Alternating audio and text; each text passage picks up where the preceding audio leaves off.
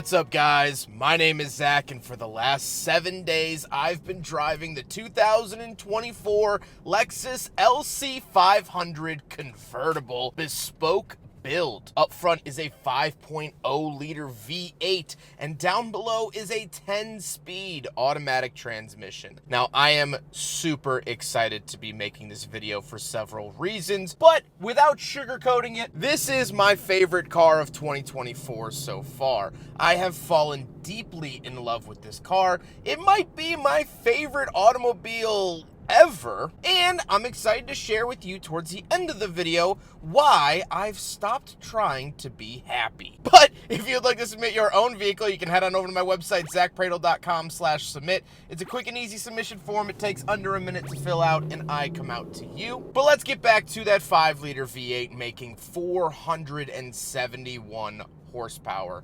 Well, this engine is absolutely nothing new to the Lexus brand. They've been using it in one form or another since the late 2000s with the ISF products, the GSF, the RCF, and of course, the LC500. And the IS500, can't forget that guy as well. I love this engine so dearly. It might be one of the best engines on the market right now. They're incredibly reliable while sounding fantastic and delivering 471 horsepower. I've seen this engine supercharged above 200,000 miles, and they run perfectly. Lexus absolutely knocked it out of the park with this engine, and that is a big drawing point for me to the LC500 and anything that has this engine in it. Like I said, paired to it is a 10-speed automatic transmission, and this is miles better than the 8-speed or 6-speed that came before it in products like the ISF and the IS500. It's incredibly quick with the shifts, and the downshifts are downright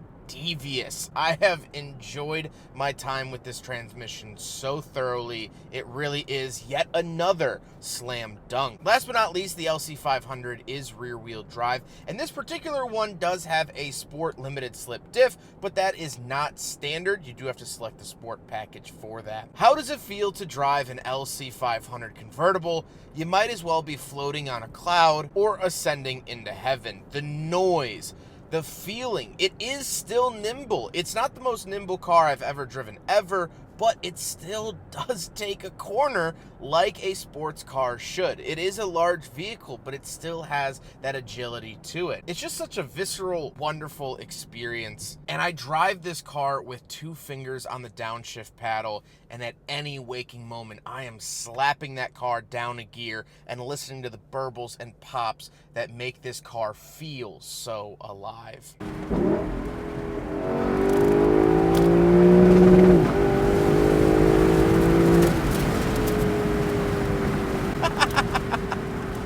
Fuel economy has been abysmal. Around town, I've been getting like 12, 13 to the gallon, and on the highway, I got like 23, 24, but wasn't for very long. And also, something to consider that this has an almost 22-gallon fuel tank. So before this video, I was like, oh, it's at a half tank. I'll fill it up to full. This is how much I paid because it's premium only. So something to note there, but honestly, with how good this car is, I don't care if I have to fist fight a grizzly bear over the last drum of oil in the world. I would do it to drive this car. And so I don't care if it's a bajillion dollars to fill its tank. I'm filling that flippin' tank.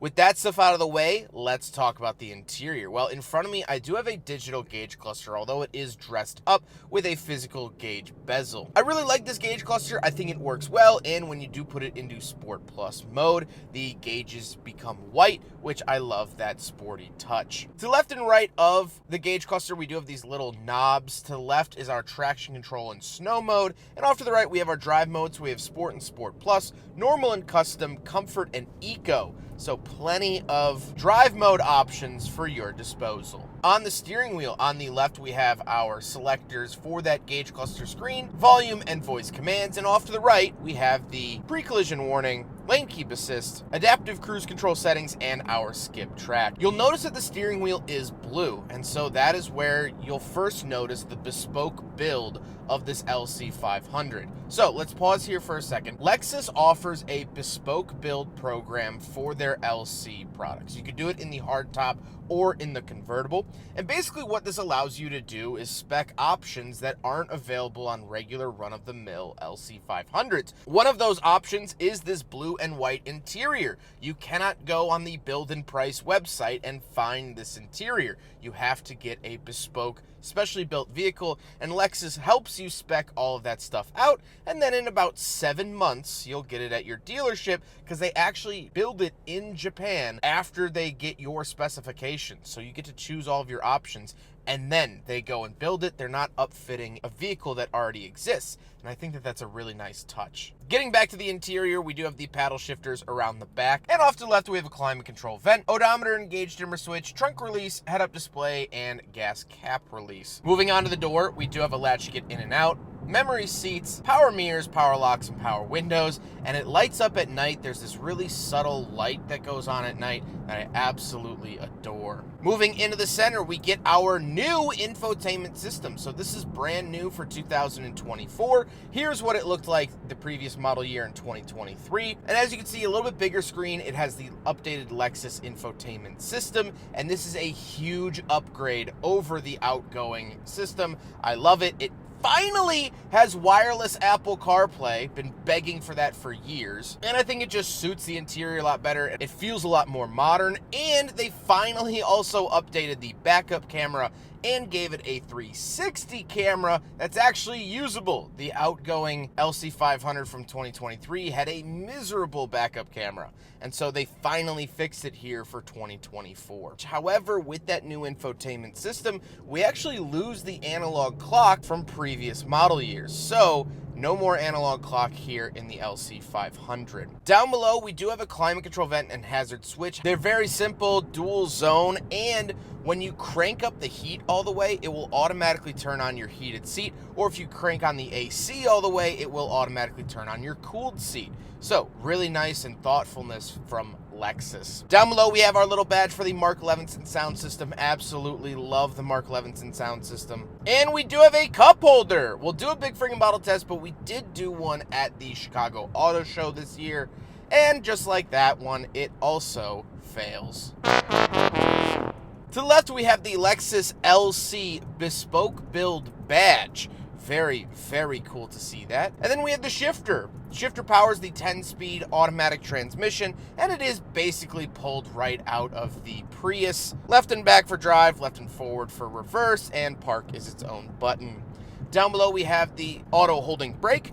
And off to the right, we have a completely new section here for the LC500. So, in 2023, we had this touchpad right here that was absolutely atrocious and by far the worst part of the car. Now we have a power and volume knob, we have our seek, track, and tune buttons, camera button, and our heated seat button, which will just bring up the heated and cooled seat screen on the menu. This operates way better than the outgoing trackpad. I am so happy to see this here. It's really easy to use, and I enjoy it quite a bit. Then we have this little openable panel that reveals the power folding top options. So you have a switch for the power top, and you have a switch for all 4 windows. This is the only switch that will power the rear little wing windows. So be sure to hit this when you do put the top up at night.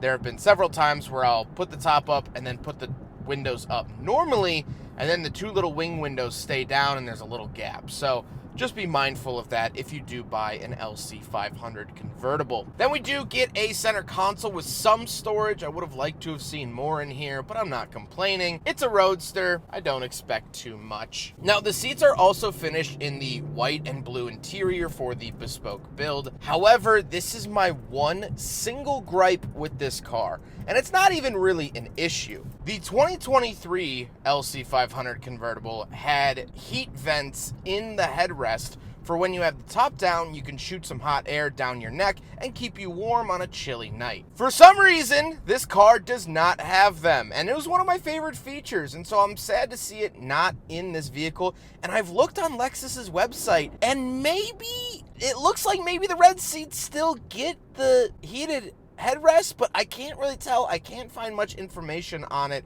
and so I would love to see that make a return to the LC500 if at all possible. But the seats are really comfortable, heated and ventilated, power and memory, and pretty much anything I could ask for from a modern Lexus seat. However, speaking of seats, we do technically have back seats, so let's go do a back seat review. We do have a latch right here that will move the seat up.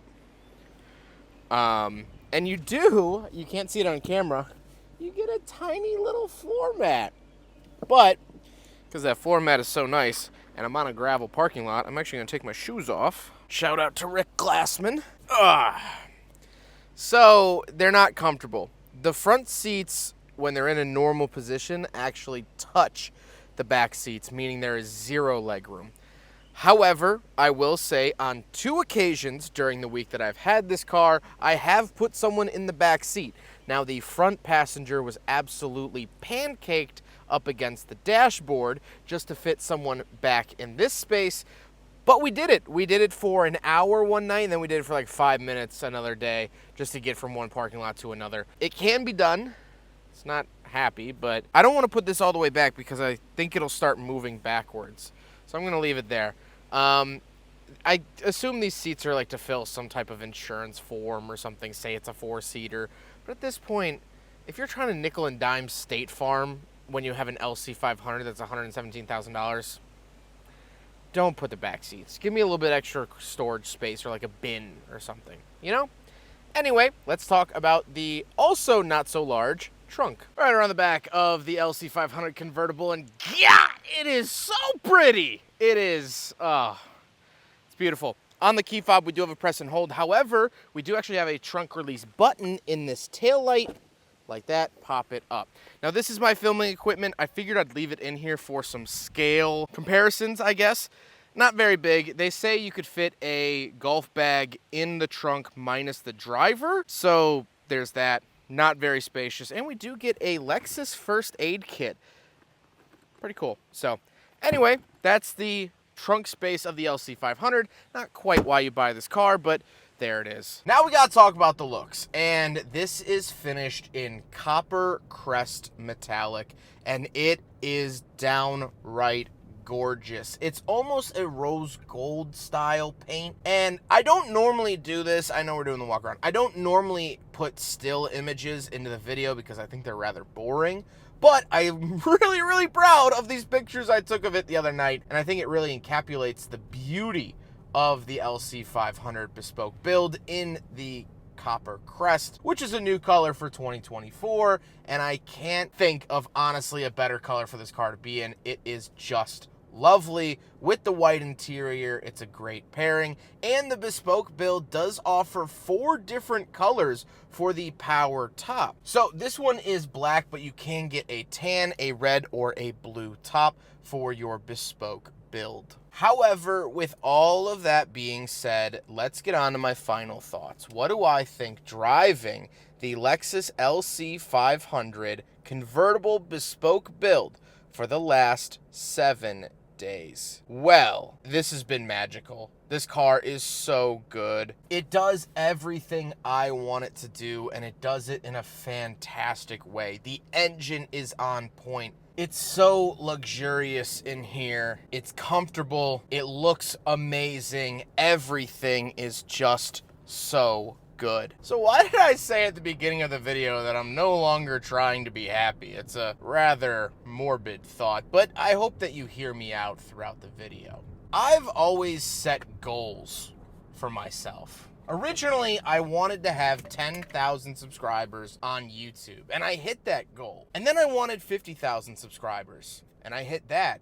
And now I wanted 100,000 subscribers, and I've hit that. And at every step in that process, I always thought, all right, once I'm at 50,000 subscribers, I'll be happy. And then once I get to 100,000 subscribers, then I'll be happy. And now at 150,000, I thought maybe that would make me happy. And sure, when those milestones come, there was celebration, there was a day of relaxation, there was happiness. But it never stuck, never stayed for much longer than a day or two. It was out of the frying pan and back into the fire. And so when I got this car, I love the LC500 so much. I thought, you know what? I'm going to be happy all week. No one's going to be able to tell me anything. And yet the first day I had it was one of the roughest days I've had in a long time. Emotionally stressful. It was long and arduous. And so I started thinking, how could I still be unhappy with an LC500 in the driveway? How does that make any sense? And the more I thought about it, and the more I drove this car, I started to realize something. There is no way to just be happy all the time. It's not practical. Sure, there are people with more joyous dispositions. Sure, of course. But no one is happy every day of the week, rain, shine, or otherwise. Happiness, to me, is now defined by moments. Trying to muffle your laughter at a sleepover when it's 3 a.m, that's happiness. Pulling into your house after a long day of work and seeing a tail wagging in the window, that's happiness. The last bite of a burger when all of the juices have run to the bottom, that's happiness. And so I've stopped trying to be this overall happy person every single day of the week, smiling no matter what comes my way. Because sometimes there's not much to smile about, but I'm learning to savor the happy moments because I know that they're just single moments. And that's what this car is able to deliver. It's able to give me the most opportunity for happy moments. Owning an LC500 will not make me into a 185-pound ripped happy guy that smiles at every single occasion and never has a bad day. But this car opens up the opportunities like this.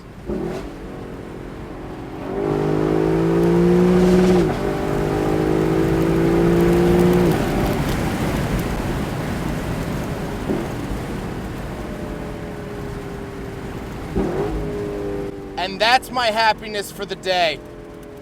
That's my happiness for the week. That's my happiness for the month. That's my moment. This car creates the moments. This car won't fix me. This car won't make me a happy person, but it gives me the opportunities to create happy moments. And this car is chock full of happy moments. What a beautiful, beautiful machine. I hope you guys enjoyed the video. Huge thank you to Lexus, specifically Kurt and Jen. They are absolutely wonderful human beings for allowing me to borrow their LC500 for the last 7 days. It has been a magical week, and even when I did have my downs this week, the LC500 was here to pick me up. Incredible thank you to Lexus. Incredible thank you to Drive Shop for facilitating the cleaning and delivery of this vehicle, and of course the Midwestern Automotive Media Association. But